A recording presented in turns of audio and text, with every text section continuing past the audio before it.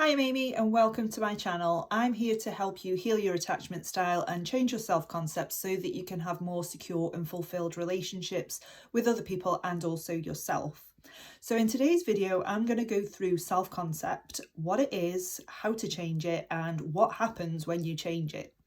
So stick with me till the end of the video. I will give you all of my hints and tips of what I've learned on my journey. But if you do like this channel, please consider subscribing and giving this video a like so that other people can see it. So self-concept, what is self-concept? So your self-concept is basically what your perception of yourself is. So it's a collection of beliefs that you have acquired throughout your life that make you you. And these core beliefs and core wounds are, they can be good or they can be bad. You can have a belief that you're successful, but also have a belief that you're not good enough.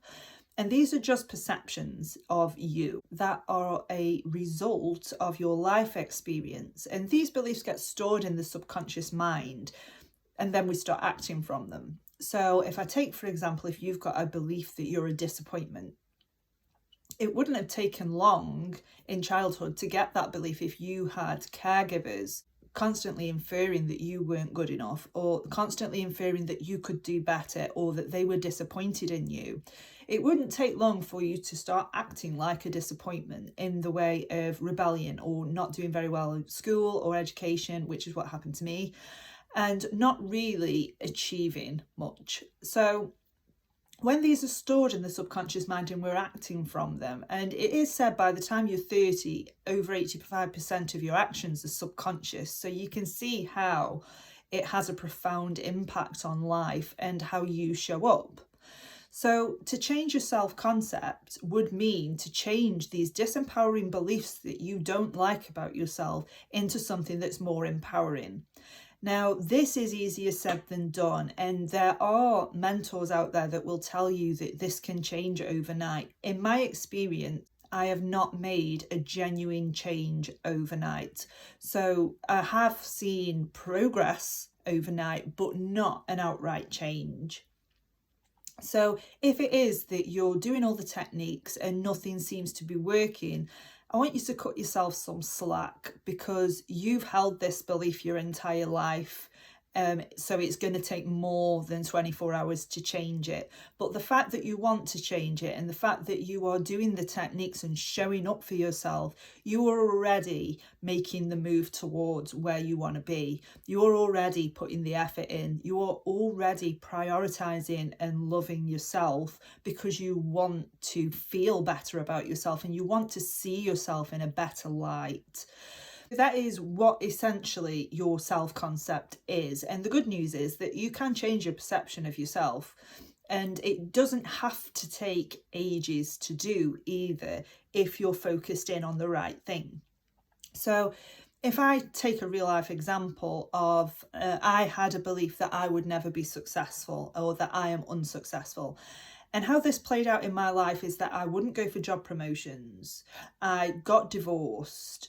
I repeatedly sabotaged my current relationship because I did not believe that I would be successful. I didn't believe that I was worthy of the things that I wanted. And when I started changing that belief, I did eventually go for another job, which I didn't get. It was a promotion that I didn't get, and it didn't actually bother me.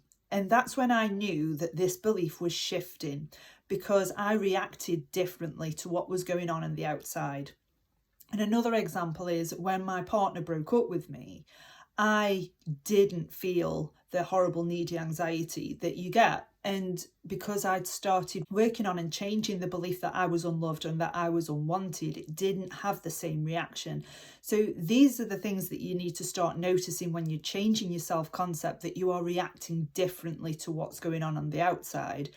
If I'd have pinned my belief that I am successful and measured it against getting this promotion, if I'd sort of said, if I get this promotion, then I would be successful, because I didn't get the job, I would have been incredibly disappointed, and I would have gone back into the belief of being unsuccessful, and I would have said to myself, see how unsuccessful I am, I didn't get that job.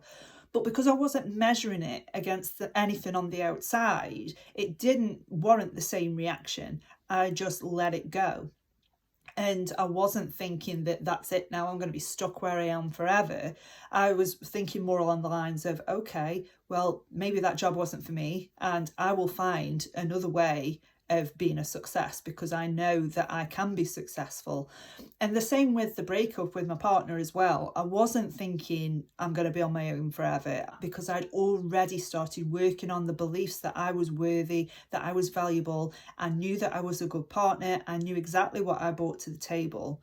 So I wasn't thinking that because this person's left me, that means I'm unlovable, or that means I'm unworthy, or I'm going to be alone. So if it is that you're changing these beliefs and waiting for something on the outside to tell you that this belief has changed, you're going to find yourself really frustrated, and it is going to seem like it's taking a long time to do. Whereas if you just notice what your reactions are in relation to a certain thing, in relation to a certain desire, in relation to your job, your career, your money situation, if you start to notice that the reaction is different, then you're on the right track.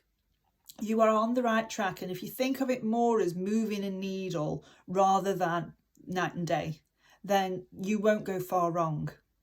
And as I said before, because you are actively going in and changing these beliefs because you want to feel empowered, you want to feel like, you're special, you want to know that your individuality is valuable, and that you do have aspects of yourself that nobody else has got. There's nobody on the planet like you.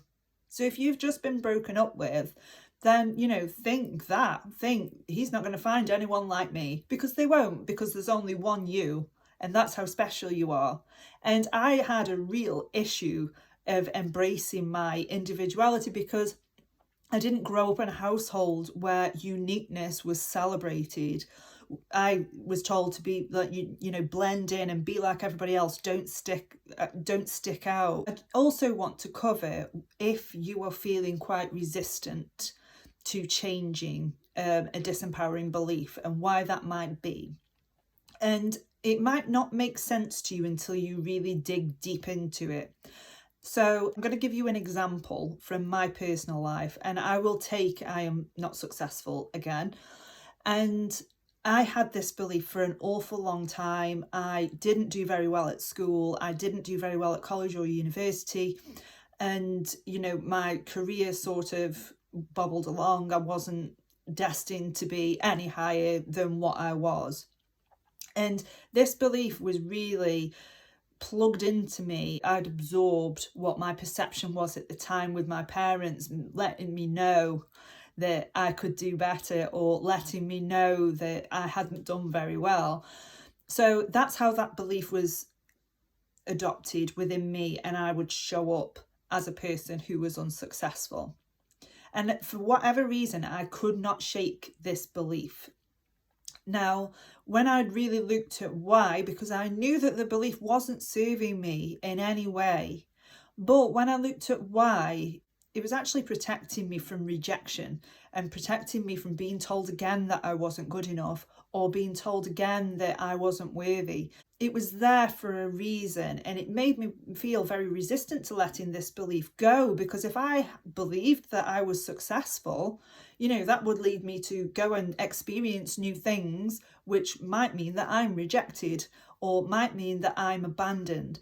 And it would really sort of keep me boxed in and keep me small, so that I wouldn't get hurt.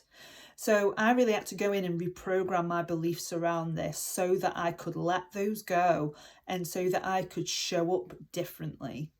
Now, another thing that people find is that when they're working on their self-concept, they are concerned about losing who they are in terms of their personality.